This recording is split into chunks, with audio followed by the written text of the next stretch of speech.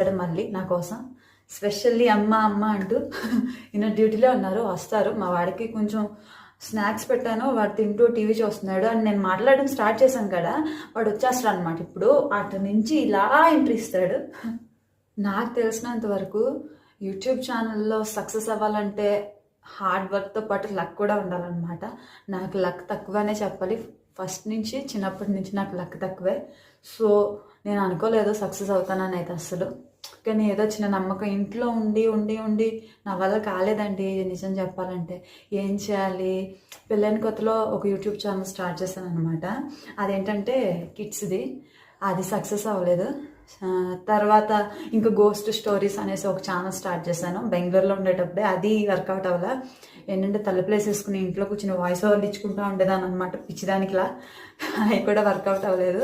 కానీ నేను అదే అనుకున్నాను, ఫస్ట్ నుంచి ఈ ఛానల్ మీదే హార్డ్ వర్క్ చేయాల్సింది. ఈ పాటికి సక్సెస్ అయిపోయేదాన్నేమో. కొంచెం లేట్ అయింది.